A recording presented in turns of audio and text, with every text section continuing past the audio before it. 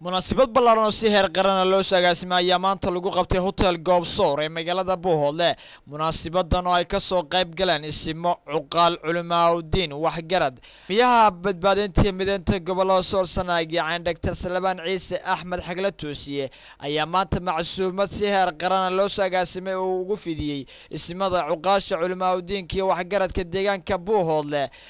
hotel Goobsoor ee magaalada Buuhoodle. waxaana munaasabadaasi ahayd munaasabad muddo saacada soconaysay isla markaasna ay ka soo qayb galeen bulshada qaybaheeda kala gadisan. gabagabadii munaasabadaasna waxa uu hogaamiyaha badbaadinta mideynta gobolada Sool Sanaag iyo Dr. Salabaan Ciise Axmed Xagla Toosiye meel fagaara kala hadlay ismada cuqaash iyo waxgaradka ka soo qayb galay munaasabadan cunto kariska ay ugu sameeyay hogaamiyaha badbaadinta mideynta gobolada Sool Sanaag iyo waxa uu hogaamiyuhu dhawaan socdaal dheer ku soo gaala bixiyay qaybo ka mid ah caasimadda dalka Soomaaliya magaalada Muqdisho halkaas oo kulamo kula qaatay madaxweynaha dawladda ku-meel gaarka ee dalka Soomaaliya iyo ra'iisul wasaare Cabdiweli Maxamed Gaas. waxaana hogaamiyuhu muddo dheer u ka sheekeeyay socdaalkii uu ku soo maray magaalada Muqdisho ee caasimadda dalka Soomaaliya iyo waxyaabihii uu kala kulmay. waxa uuna fagaaraha hore ugu akhriyay ismada iyo cuqaasha waxgaradka ka soo jeeda deegaanka Buuhoodle. waxa uuna hogaamiyuhu hadalkiisa ku bilaabay marka hore ayuu ku hadlaya magaca maamulka SSC waxaan salaamayaa cuqaasha gobolka Cayn iyo odayaasha kale sharafta leh ee halkan fadhiya. waxaan aad ugu faraxsanahay inaynu maanta halkan wada fadhino. cuqaashu waxaad moodaa cuqaashii iyo dawladdii Soomaaliyeed inay mar wada dumeen oo maalintii dawladdii duntay ayaa cuqaashii u dambaysay. 4 koofiyadood baa shaqaynayay intii ka dambaysay.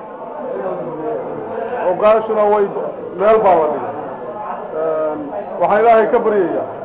inuu dawladdii iyo cuqaashiiba noo soo celiyo. Ilaahay taasaan ka baryayaa. waayo cuqaashu waxa weeye waa horjoogayaasha bulshada, waa hormuudka bulshada. wayna wada socdaan iyaga iyo dawladdu. xamar baanu soo marro dawlad Soomaaliyeed baa soo noqonaysa. Buuhoodlana cuqaal midaysan baanu ugu nimid. marka kolley sansaan dawladeed baa inoo soo muuqataan malaynaya. annagu haddaanu nahay maamulka SSC ma shaqayn karayno cuqaal la'aan, ma shaqayn karayno. waxaanu idinka codsanaynaa inaadna taageertaan oo nala shaqaysaan. idinka codsanaynaa 100% cuqaasheedii baa tihiin. la'aantiinna ma hagaagayno. waxaanu idinka codsanayaa doorkii aad ku lahaydeen bulshada waa la tabay oo wuu madhnaa muddo inaad dib ugu soo noqotaan. taasna waa idinka codsanaynaa oo taladii iyo hoggaankii aad hayseen aad dib u hanataan si bulshadu u ururto oo u hagaagto. aniga oo kolleyba og in inqilaabka ku dhacay dawladnimadeennii mid la midii uu idinku dhacay oo halkii aad ku jirteen niman siyaasi dhaqameed ah ay galeen. annagoo taa og haddana waxaanu jecelahay codsanaynaa inaad dib ula soo noqotaan kaalintii aad bulshada ku lahaydeen. haddaydaan soo noqonno bulshadu saasay u kala daabsanaanaysa, iskuna xidhnaan mayso. waxaan idinka mahad celinayaa isku dayga weyn ee xagga nabadda ee aad qaadateen dagaalkii Kalshaale ka hor iyo kadibba. aad baan idinkaga mahad celinayaa. haddii idinka laydin maqli lahaa dagaalkii Kalshaale ka horna intii dhimatay ma dhimateen, khasaarihii dhacayna ma dhaceen. haddana waxaan codsanayaa in cuqaashu nabadday wadaan aan la carqaladayn la qaato. shirka la qabanayo ruuxante sida xogayaha warfaafintu sheegay waa taageersana, waana dan weyn. wuxuuna ka mid ahaa qodobadii ka soo baxay shirkii London lagu qabtay oo aan ka soo qayb galay. ujeeddadiisuna hal mid bay ahayd lana rabaa inay ahaato ujeeddadiisu waxay ahayd in sida qurba joogta u midowday loo mideeyo dadka gudaha markaasuu ahaa ujeeddadiisu ergada la soo diray shaqadoodu waxay ahayd inay qabtaan meesha iyo waktiga rool kale iyo door kale ma leh ergada iyo cidda xulaysa iyo sida loo xulayo idinkeedii inta allah annaguna xuli mayno G6na xuli mayso 15 halkan mariyay xuli maayaan saddexdii meelood oo dhulbaanta wax ku qaybsan jiray yaa loo qaybsanayaa qolo walibana iyada soo dirsanaysa ergadeeda qolooyinka G6 iyo guddiga halkan timid ee labada qodob loo soo dirayna waxaan u sheegayaa inaanay arrimaha faraha la gelin waxaan kaloo sheegayaa oo halkan ku caddaynaya shirkaas sida keliya ee uu ku hirgeli karo ama wax uga soo bixi karaan waa in ajendayaasha lagaga hadlayo ay noqdaan kuwa ku salaysan doonista shacabka ma ogolaanayno kuwa ku salaysan doonista maamulada Hargeysa iyo Garowe ogolaan mayno sababta waxba ka soo bixi maayaan haddii lagu salayo kuwaas waxaan ogaasha gobolka Cayn kuwa gobolka Sool iyo kuwa gobolka Sanaagba ka codsanaya inay intay midoobaan isugu tagaan in shirka ay ka soo baxdo midnimo buuxda oo dhaxal gasho in shirka ay ka soo baxdo taageero la taageerayo lana xoojinayo maamulka SSC oo ah mid ku yimid doonista iyo rabitaanka shacabka mid ay samaysteen shacabka wax badan soo qabtay haddana wax badan qabanayo taa inaad ku midowdaan waa danta keliya dan u ah shacabkeena iyo deegaankeena in aynu midowno dadkeennana wax u qabanno horumarkiisana ka shaqeyno waxaan idiin sheegayaa inaanu soo marnay dawladda federaalka ah una gudbinay baahida deegaankan iyo shacabkan jawaabihii waxaan ka hadlay waxna waa ka sugaynaa dawladda federaalkana waxaan u sheegayaa in Soomaalidu qabaayil weey gobolay ka kooban tahay gobolada SSC xuquuqdoodii wixii ay xaq ugu leeyihiin haday noqoto caawimo iyo haday noqoto waxbarasho iyo haday noqoto caafimaad in wanu gudbinay ka soo jawaabaan iyadoo aynu ognahay in shacabka SSC ay yihiin kuwo had iyo jeer taageersan dawladda federaalka ujeedada ugu weyn ee u taageersan yihiin ay tahay iyaga oo arka in danta Soomaaliyeed ay ku jirto in la helo qarannimadii Soomaaliyeed dawlad rasmi ah oo awoodooda fidsan tahay marka yaan lagu ballan furin shacabka SSC baan u sheegaynaa dawladda Sheekh Shariif inta markaan ka gudbo waa idin nimid waana soo dhaweyseen intii aanu maqnayn waa idin maqnayn waxaanu qaban kareynay qabanay waxaanu qaban karnaa waa qabanaynaa SSC-na waxay ku salaysan tahay nabadda shacabka SSC in shacabka SSC ay helaan horumar iyo xuquuqdoodii sida shucuubta kale ee Soomaaliyeed ay u helayaan waxaa jirta in dawladda Turkigu ay bixisay scholarships aad u fara badan imtixaano laga qaaday Xamar iyo Hargeysa iyo Gaalkacyo Hargeysa Garowe Soomaaliya ma aha saddex magaalo dadkuna waa qabaayil dawladda Turkiga waxaan u sheegaynaa in deegaamada SSC aanay soo gaarin haba yaraatee wax scholarships ka saabsan qoraalna waa u gudbinaynaa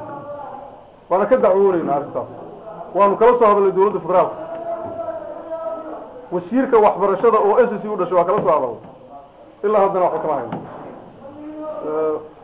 5,000 oo qof baa ka galay Garowe imtixaano dadka la qaatay kuma jiraan waxa SSC ka soo jeeday xuquuqdooda saas ku maqan tahay waxaanu ka dalbanaynaa dawladda federaalku inay arrintaa dib ugu noqoto waxna ka qabato oqaashana waxaan rabaa inay arrintaa ka hadlaan oo ay u doodaan shacabkooda xuquuqda ka maqan ay u raadiyaan dawladda turkigu caafimaadka iyo waxbarashada iyo biyaha intaba waxbay ka qabanaysaa weliba aan kaftana ku darsaday berigii horena xulufaynu ahaan jiray waxaa farxad weyni ah in aanu ka soo wada qayb galno shirkan taariikhiga ay isugu yimaadeen waxgaradka gobolka Cayn xooggiisii muqaashii caanka ahayd guurtidii caanka ahayd dadkii talada deegaanka gobolka Cayn iyo guud ahaan SSC-ba tiirracaadka u ahaa inaanu kala soo qayb galno shirka kan farxad weyn bay noo intaa kadib waxaan rabaa inaan dhowr arrimood wax ka taabto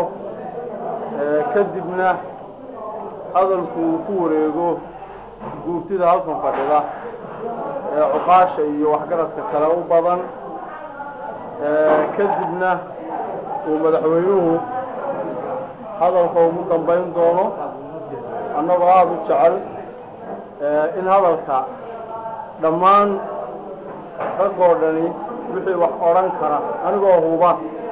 reer caymeedku kule hadalka meesha inoo aan u soo eegnay ka mid yihiin oo rag hadal odhan yaqaan inay yihiin inaad hadalka odhan doontaan annagu waxaanu idinla joognay muddo hadda isbuuca aad baa naloo soo dhaweeyey oo soo dhawayntii tanaanu odhan karnaa way ugu ballaadhnayd waxaanu ka nimi xamar iyo nairobi halkaas waxa aanu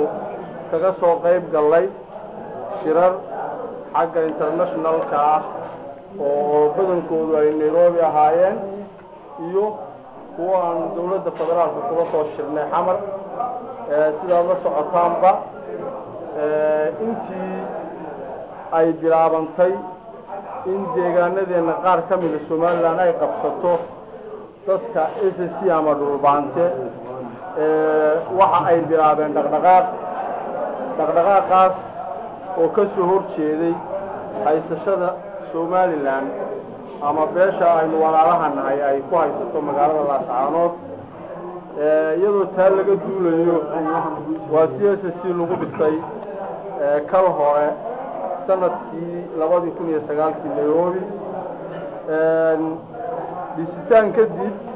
SSC waxay timi buuhoodle iyadoo buuhoodle ay ahayd meeshii hooyada u noqotay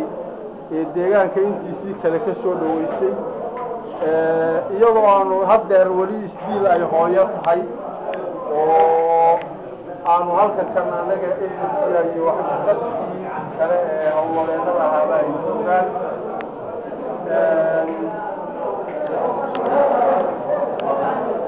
waxaad la socotaan saraakiisha la socota dhammaan waxgaradka iyo aqoonyahanka meesha fadhiya iyo suldaanka jigjiga maxamed haybe oo isna inagu soo kordhay intaba waan salaamaya salaan ka bacdi maxamed haybe horta wuxuu inooga wakiil yahay jigjiga ogaada niyo reer buuhoodlow waxa weeye waa suldaanka inooga jigjiga inooga wakiilka ogaada horta reer buuhoodlow waa wakiilka garaadka waxaan ku darayaa aad baan usoo dhaweynayaa madaxweynaha iyo shirka iyo xafladan aad iyo aad baan usoo dhaweynaya waxaan kalaa soo dhaweynayaa anigu 18 baan laascaanood kaga baqnaa warkayga waxaan ku yaro darayaa in yar oo aan laascaanood kusoo arkay qodbadaydaan ku daraya laascaanood waxa weeye waxaan kusoo arkay meel ay ka kacday heeryadii iyo gubaysi waxaan soo arkay dad waa isku mida oo aan kala leexsanayn oo nimankii muxuu ahaa xaqiiqa raadinta ahaa guddida ay dhex marayaan oo aan cidina xaalayn ruuna xaalayn karin saraakiishii ay dhex marayso oo ay sidaa marba waddadii dhinac u marayaan dadkii oo meel wada jeeda oo kii siyaasi ahaa iyo kii Puntland wuxuu waday iyo kii Soomaaliland wuxuu wadayba labaduba ay diyaar u yihiin inay maanta dhulbaanta la midoobaan oo maanta dhulbaanta wax ka soo taasi waxa weeye waa bushaaro aan idin sheegayo oo aan ku soo arkay waxaan kaloo sheegaya waan soo dhaweynayaa shirka dhulbaante oo isugu imanayo waa soo dhaweynaya ilaahayna waxaynu ka baryaynaa midaynu ku guulaysano oo isku afgaranno oo taariikh xun baynu galay taariikh cad ay ka soo baxdo yaan ilaahay ka baryaya hadalka waan ku soo dhaweynaya madaxweynaha SSCna waa soo dhaweynaya aad iyo aad baan u soo dhaweynaya isaga shirkana waa soo dhaweynaa wassalaamu calaykum waraxmatullahi بسم الله الرحمن الرحيم الحمد لله رب العالمين وبه نستعين على امر الدنيا والدين وبعد marka hore waxaan salaameynaa oo salaam soo dhaweyneynaa waqtigii uu hogaaminayay garaadka garaad jaamac garaad cali iyo hogaanka SSC Salawaan Ciise Axmed baan soo dhaweyneynaa shirkana aanu qabanay haddaan nahay uqaasha gobolka Cayn marka hore soo dhawaada isagoo garaadka shirkeena la joogin haddana salaadii soo dhaweynta waanu idinkala qaybgelinayna marka labaad waxaa jirtay halkan sanadkii hore ka jirtay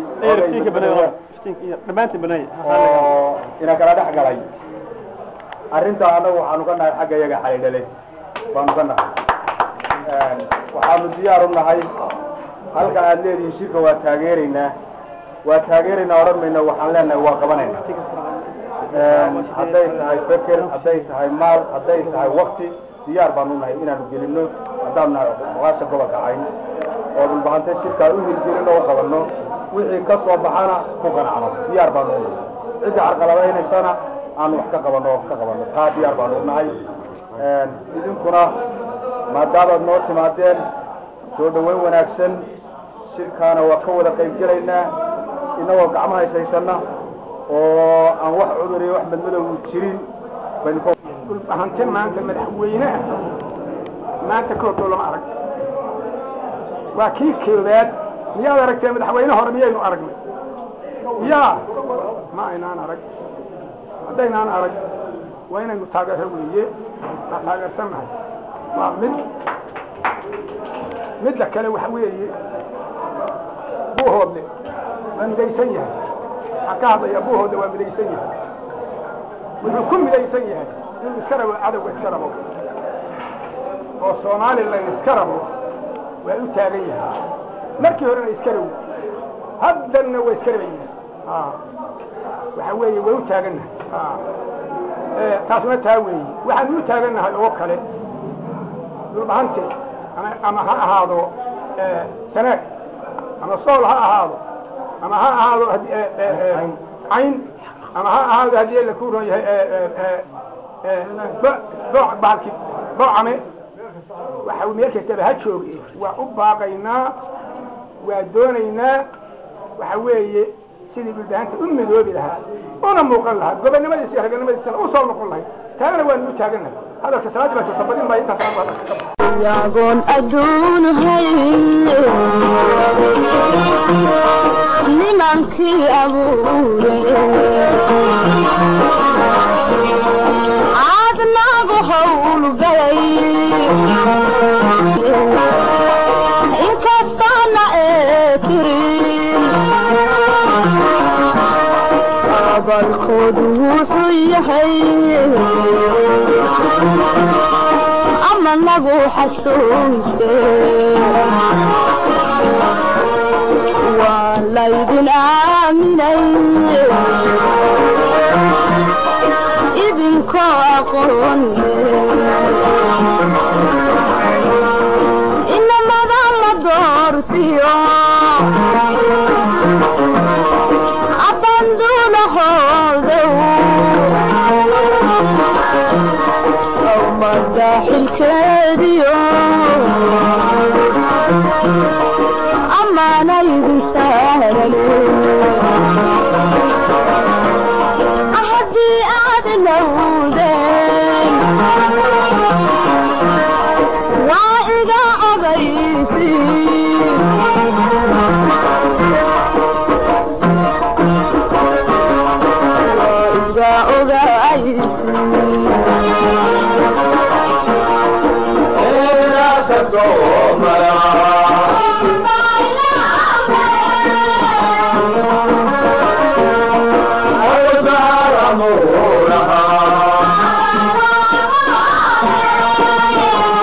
أقول أدون هاي لمنكي أبوري عادنا بحول قلي إن كستانا إترين أبا الخدوح يحيي أما نبو حسوسي ولا يدن آمني إذن كاقوني إنما ذا دورتيو أبندون هذو مداحل كاديو أما نايد سهلي أحدي أدلودين وإذا أغيسي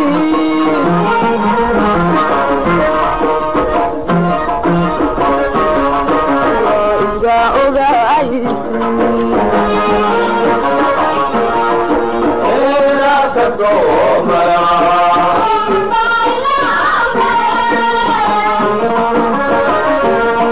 أوزار أمورها